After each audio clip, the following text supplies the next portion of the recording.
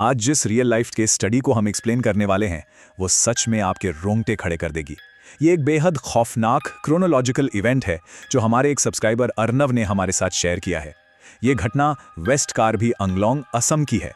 आज की इस चर्चा में हम स्टेप बाय स्टेप यही देखेंगे कि कैसे गर्मियों की छुट्टियों से ठीक पहले का एक बिल्कुल नॉर्मल सा दिन एक 9th ग्रेडर के लिए उसकी जिंदगी के सबसे बुरे सपने में बदल गया। ये केस स्टडी बताती है कि कभी कभी एक छोटी सी गलती या कहीं एक छोटी सी क्यूरियोसिटी कितनी भारी पड़ सकती है। Okay, let's dive into this. शुरुआत करते हैं इस एक स्पाइन चिलिंग लाइन से। नहीं बेटा, तुम पूरे रास्ते अकेले ही आए हो। अब जरा खुद इमेजिन कीजिए, कोई अपने स्कूटर पर किसी दोस्त को बिठाकर घने जंगल से ला रहा हो और अचानक उसे पता चले कि पीछे तो कोई था ही नहीं। ये लाइन सिर्फ एक डायलॉग नहीं है, ये इस पूरी नैरेटिव का वो मैसिव टर्निंग पॉइंट है जहां एक आम सी राइड प्रैक्टिकली मौत और जिंदगी की जंग बन जाती है। अब थोड़ा ज्योग्राफिकल कॉन्टेक्स्ट समझ लेते हैं। ये डिटेल समझना बहुत क्रूशल है। बात समर 2024 की है। अर्नव का जो गांव था वो एक ढलान पर यानी डाउनहिल एरिया में था, जबकि उसका स्कूल पहाड़ी पर थोड़ी ऊंचाई पर था। ये स्पेशल अवेयरनेस माइंड में रखना जरूरी है क्योंकि पहाड़ी और जंगल के इन्हीं सुनसान रास्तों के बीच वो खतरा छुपा था जिसका सामना अर्नव को करना पड़ा। और ये पॉइंट परफेक्टली इलस्ट्रेट करता है उस क्रूशियल डिफरेंस को। एक तरफ था नॉर्मल राउट जो बिल्कुल सीधा और चौड़ा रास्ता था जहां से रेगुलर स्कूल बस आती जाती थी, और दूसरी तरफ था चर्च रोड।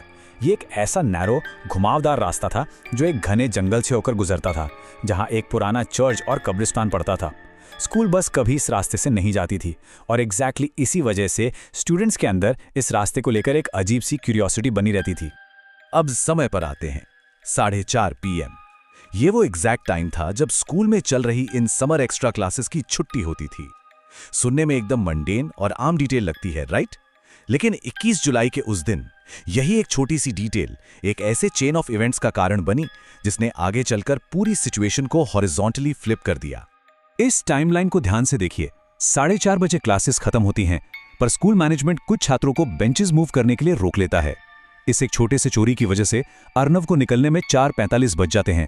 शाम होने वाली थी, सूरज ढलने लगा था और पहाड़ी इलाकों में डस्क के टाइम जंगल के रास्ते वैसे ही बहुत भयानक हो जाते हैं।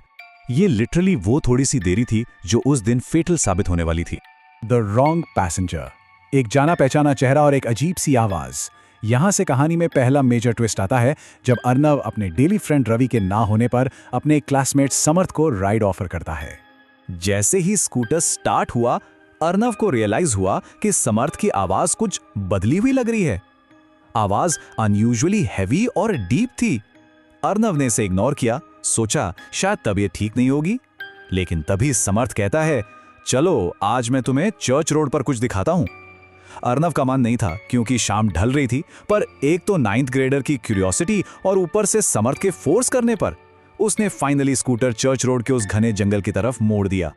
The priests warning. एक खाली बैक सीट और एक स्विच ऑफ फोन। अब पेसिंग थोड़ी स्लो और ऑमिनस होती है क्योंकि अर्नव उस पुराने चर्च तक पहुंचता है जो हमेशा बंद रहता था, पर आज उसके गेट्स खुले थे और एक प्रीस्ट उसे अपनी तरफ बुला रहा था। प्रीस्ट ने आकर उससे सीधा पूछा, बेटा इस वक्त इस रास्ते पर तुम अकेले क्यों जा रहे हो? अर्नव कंफ्यूज हो गया। उसने पलटकर पीछे देखा कि समर्थ कहाँ गया, और लिटरली स्कूटर की बैक सीट बिल्कुल खाली थी। समर्थ जैसा वहां कोई था ही नहीं। जब अर्नव पैनिक करके कहता है कि उसका दोस्त शायद रास्ते में गिर गया होगा, तब वो प्रीस्ट उसे क्लियर वार्निंग देते हैं कि नहीं, तुम पूरे रास्ते अकेले आए हो और आगे का रास्ता बहुत ही अनसेफ है। The graveyard chase. रोती हुई लड़की जिसकी आंखों की जगह सिर्फ गड्ढे थे। फोन डेड होने की वजह से अर्नव के पास आगे बढ़ने के अलावा कोई ऑप्शन नहीं बचता, जो उसे सीधा सिमेट्री के पास एक टेरिफाइंग एंटिटी के सामने खड़ा कर देता है। So the crucial point is, इस सबसे बचा कैसे जाएं? एक्सट्रीम पैनिक में अर्नव वापस प्रीस्ट के पास भागता है और प्रीस्ट उसे जिंदा वापस लौटने के कुछ हाई स्टेक्स सर्वाइवल रूल्स बताते हैं। ध्यान से सुनिएगा। पहला, पूरे रास्ते अपने चोजन भगवान का ध्यान करना। दूसरा, मिरर्स और स्पीडोमीटर को कंप्लीटली ढक देना। तीसरा, इस बाइबल को अपने शर्ट में छुपा कर रखना। और चौथा और सबसे जरूरी रूल, चाहे कोई भी तुम्हारा नाम पुकारे, बिल्कुल रिस्पॉन्ड नहीं करना है। इन रूल्स के साथ अर्नव आगे बढ़ता है और एक एब्सोल्यूट डेड स्प्रिंट शुरू होती है। जैसे ही वो ग्रेवयार्ड क्रॉस करता है, एक औरत जिसके आंखों के जगह सिर्फ होल्स थे, स्कूटर के पीछे दौड़ने लगती है। वो एंटिटी बिल्कुल सीधी भाग रही थी, बस उसकी गर्दन 90 डिग्रीज पर अर्नव की तरफ मुड़ी हुई थी और वो स्कूटर की टॉप स्पीड से परफेक्टली मैच कर रही थी। अर्नव चिल्लाते हुए आगे भागता रहा, रूल्स फॉलो करता रहा, जब तक कि गांव के मंदिर के पास आकर वो एंटिटी अचानक वैनिश नहीं हो गई। द ट्रैजिक लोकल लोर। आखिर इस चर्च रोड के पीछे का सच क्या था? इन्वेस्टिगेशन की शुरुआत तब होती है जब अर्नव और उसका दोस्त रवि अगले दिन एक 46 ईयर ओल्ड लोकल वुमन से आंसर्स मांगने जाते हैं। लेकिन उससे पहले ही स्कूल में एक सेकंड मेजर ट्विस्ट उनका वेट कर रहा था। जब उन्होंने समर्थ से पूछा कि वो बीच रास्ते से कहां गायब हो गया था, तो समर्थ का सिंपल सा जवाब था, तुम क्या बोल रहे हो? मैं तो कल स्कूल आया ही नहीं था। नो वे, राइट? इसका मतलब पिछली रात जो अर्नव के साथ स्कूटर पे बैठा था, वो असली समर्थ था ही नहीं। वो प्योरली एक सुपरनैचुरल डीकॉय था, एक छलावा जो उसे जंगल में ल्यूर करने आया था। अब यहां जो इंफॉर्मेशन निकल कर आती है वो डीपली ट्रैजिक है। लोकल वुमन ने हिस्ट्री एक्सप्लेन की। वहां सालों पहले एक टेररिस्ट अटैक में एक पिता और बेटी मारे गए थे। पिता की तो प्रॉपर लास्ट राइट्स परफॉर्म हो गए थे, तो उनकी आत्मा को शांति मिल गई, पर बेटी को बिना किसी प्रॉपर रिचुअल के बस वहीं ग्रेवयार्ड में दफना दिया गया। और यही वजह थी कि उस लड़की की आत्मा अभी भी उस रोड को हॉन्ट करती थी। अब इंपॉर्टेंट सवाल कि अर्नव को ही टारगेट क्यों किया गया। यहां आती है टारगेट प्रोफाइल की डिटेल। ये हॉन्टिंग एक पैटर्न फॉलो करती थी। वो एंटिटी सिर्फ नॉन कार्बी यानी नॉन लोकल ट्रैवलर्स को टारगेट करती थी। अर्नव बंगाली डिसेंट का था, इसलिए वो उनके रेडार पर आया। और ट्रैप का मैकेनिज्म देखिए, वो लेसर स्पिरिट्स को यूज करके दोस्तों का रूप बनाते थे ताकि टारगेट इजीली उस सुनसान रास्ते पर उनके पीछे चला आए। अर्नव क्लियरली इसी एग्जैक्ट इकोसिस्टम का शिकार हुआ था। सब क्लियर हो चुका था, पर जब अर्नव ने उस वुमन से पूछा कि वो ये बाइबल वापस उस प्रीस्ट को कैसे लौटाएं, तो उस लोकल वुमन का रिप्लाई एब्सोल्युटली चिलिंग था। उसने कंप्लीटली शॉक्ड होकर कहा, वो चर्च 2 साल से खुला ही नहीं है, वहां पिछले 2 साल से कोई प्रीस्ट था ही नहीं।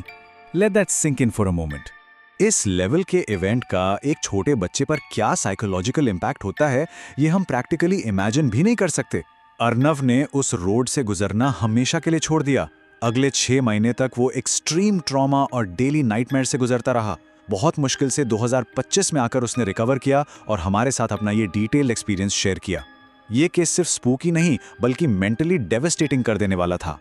इस पूरी केस फाइल को एक्सप्लेन करने के बाद एंड में एक ऐसी मिस्ट्री रह जाती है जो प्रैक्टिकली हमें डीप थॉट में डाल देती है। अगर वो चर्च सच में प्योर 2 साल से परमानेंटली अबैंडन था, तो आखिर वो व्यक्ति था कौन? वो प्रीस्ट कौन था जिसने एक भटके हुए बच्चे को सरवाइव करने के रूल्स बताए और उसके हाथ में वो बाइबल दी जिसने उसकी जान बचाई? क्या वो उस ट्रैजिक हिस्ट्री का कोई प्रोटेक्टिव फोर्स था?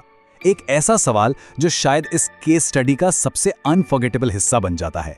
आज की इस चर्चा में बस इतना ही। आपसे अगली केस फाइल के साथ मिलेंगे।